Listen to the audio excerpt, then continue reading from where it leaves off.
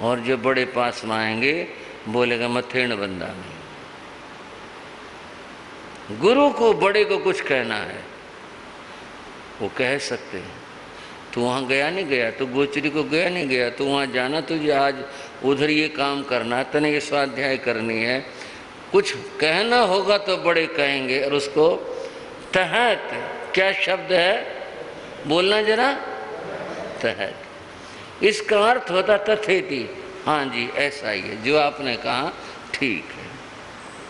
ये हमारे यहाँ का शब्द है। साधु तो इसका प्रयोग करते ही हैं, बहुत सारे जो जानकार भाई हैं वो भी इसका प्रयोग करते हैं। गुरुओं के साथ बात करते हुए वो तहत गुरुदेव, ठीक है। गुरु ने कुछ कहा तो तहत कह करके उसे वो संत स्वीकार करेगा।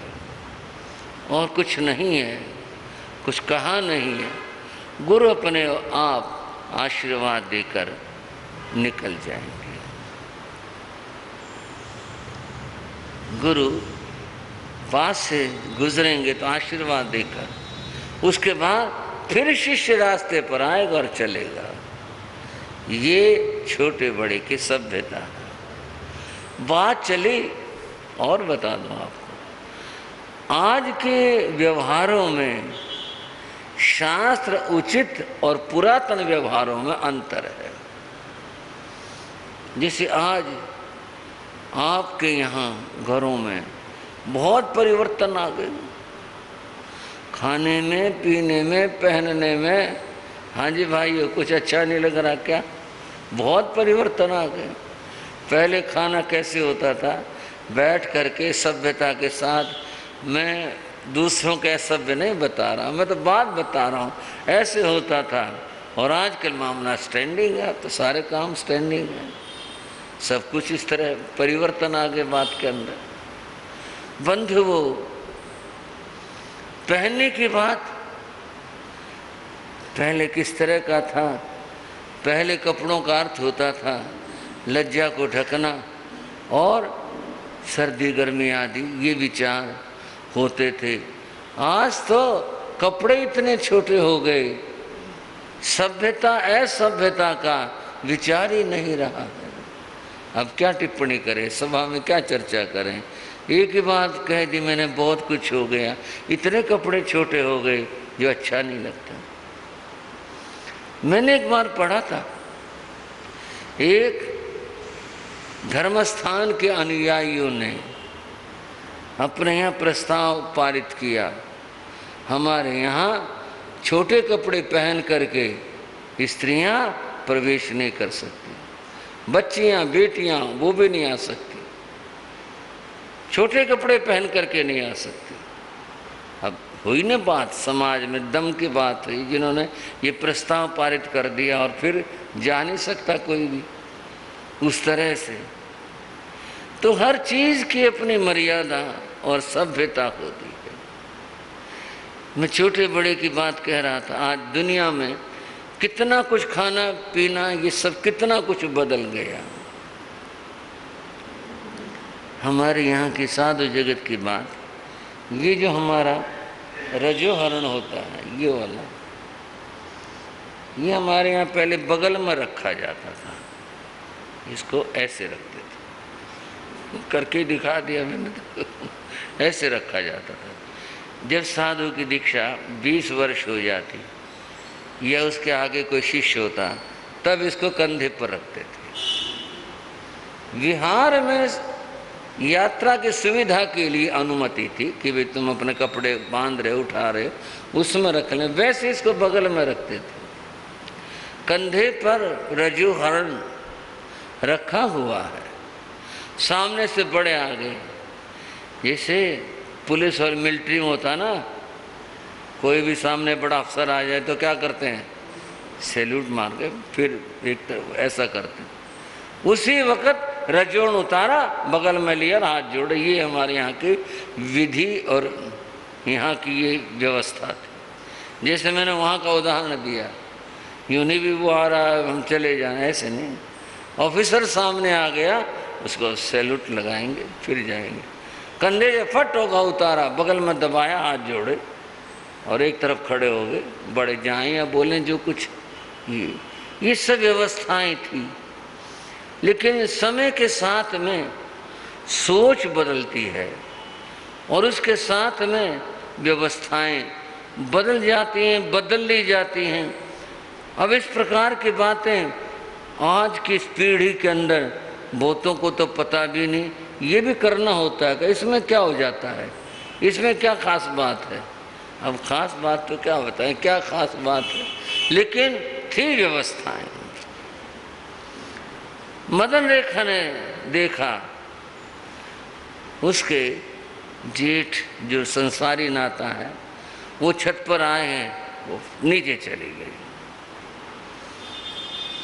मणिरथ को बुरा लगा, यूं नहीं कि मैं गलत आ गया, वो क्यों चली गई, मन खराब था ना, इसलिए उसका मन दूषित था, मन पापी था, इसलिए जो उसका सोचना था वो पाप पूर्ण सोचना था। बंधुओं, बहुत सारी बातें शास्त्रों में आती हैं, बहुत सारी बातें नीति शास्त्रों में आती हैं। जरा समझ लो, नीति शास्त्र जो है वह हमारा समाज शास्त्र होता था। हर एक बात धर्म शास्त्र में आई ये कोई ज़रूरी नहीं होती। धर्म शास्त्र में तो आत्मा संबंधी, साधना संबंधी बातें होती हैं। समाज संबंधी जो बातें हैं, ये जो नीति शास्त्र है, ये इनके अंदर होती है। नीति शास्त्र में कहा अपनी पुत्री तो पुत्री होती है, वो तो बेटी है ही है। अनुज वधू, छोटे भाई की जो वधू पत्नी है वो भी पुत्री होती है। इतना विचार नीतिकारों ने दिया, उसको पुत्री ही सोचना चाहिए, पुत्री मानना चाहिए और उसका पुत्रीवत व्यवहार होना चाहिए अपने बेटी की तरह से। अब आज घरों की बात करें तो बात और तरफ मुड़ जाएगी कि घरों में आज क्या स्थिति हो गई है। नीति का कहना यह है अनुज वधू पुत्रीवत होती है।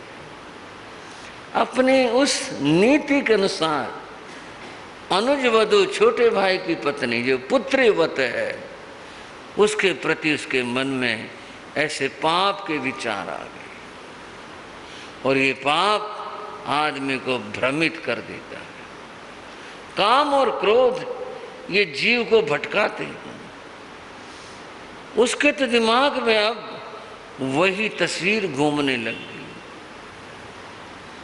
मैंने उसमें देखा नहीं, मैंने सोचा नहीं, इसके साथ मेरा विवाह होना चाहिए था, इस तरह की वो सोच करने लगा।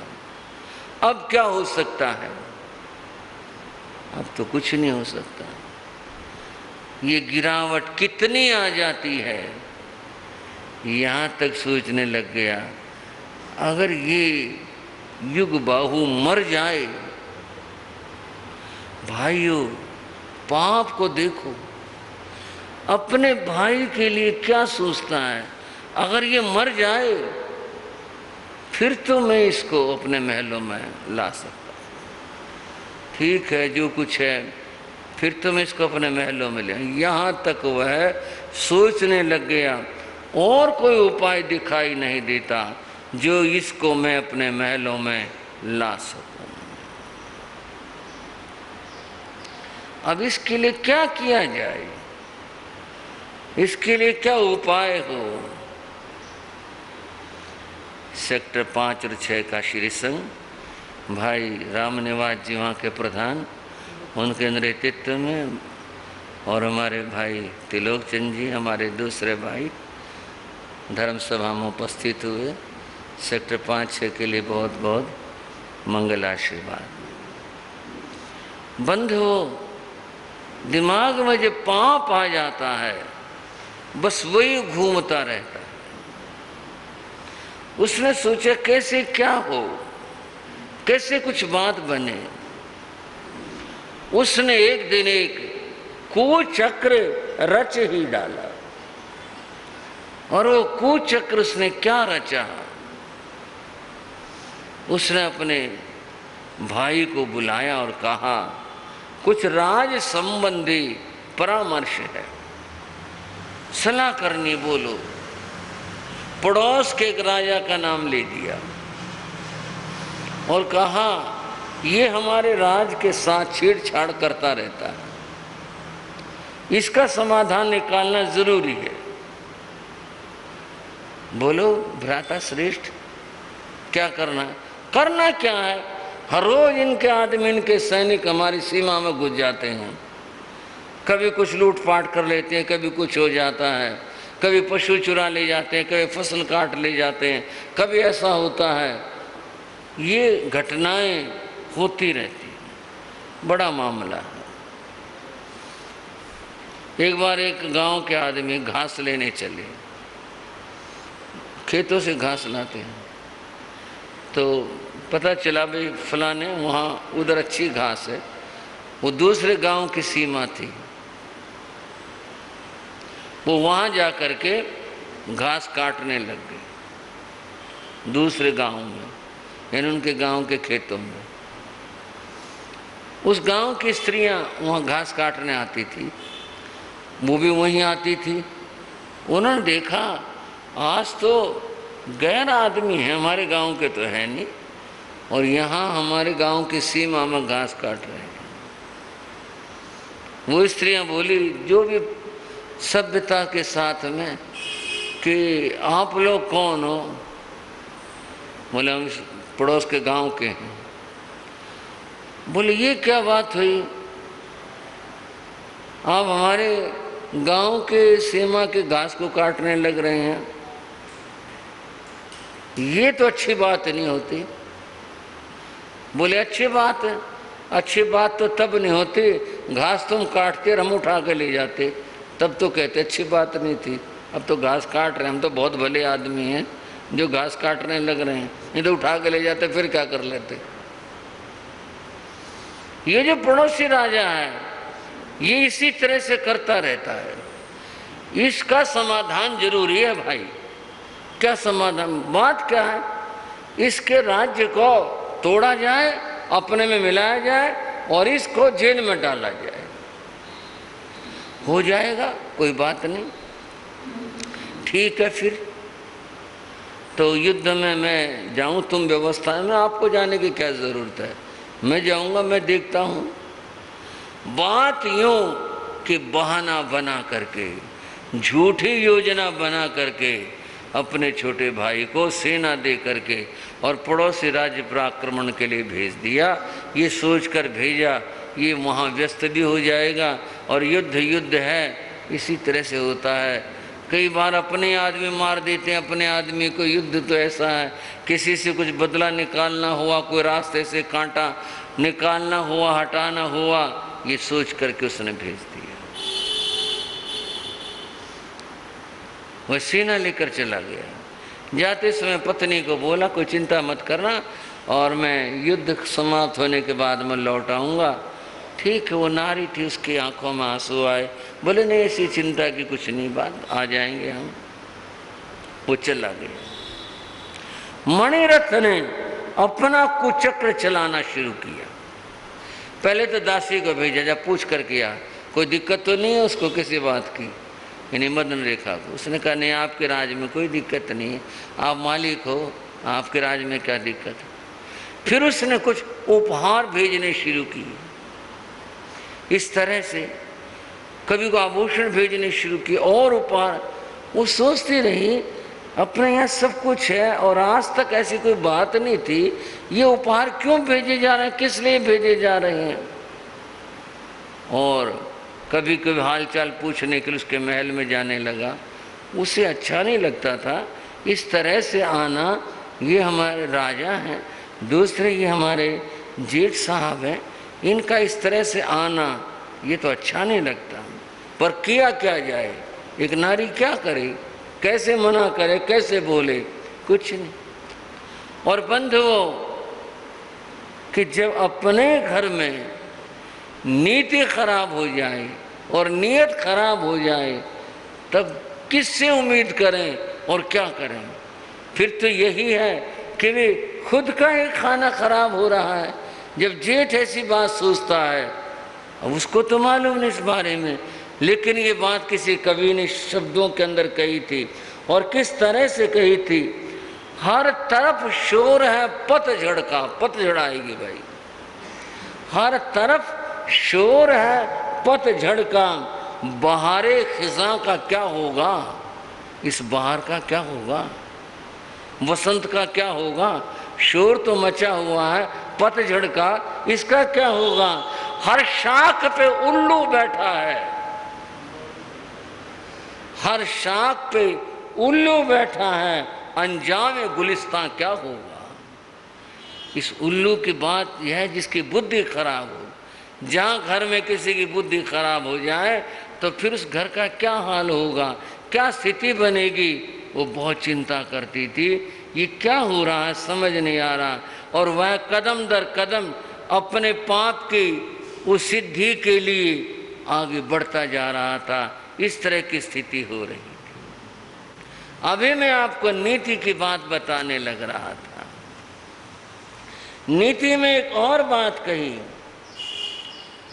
नीति में वाल्मीकि ऋषि का वचन आया, परदार अभिमर्शात तु नान्यत पाप तरम महत।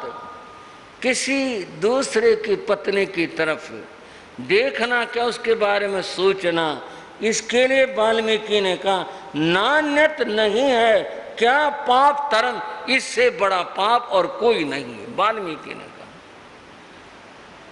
किसी तरह की कोई बात करना कुछ और, ये तो अलग रही, सोचना भी उन्होंने इसको कहा ये इससे बड़ा पाप नहीं है। सोचना ही, सोचना भी कितना गलत।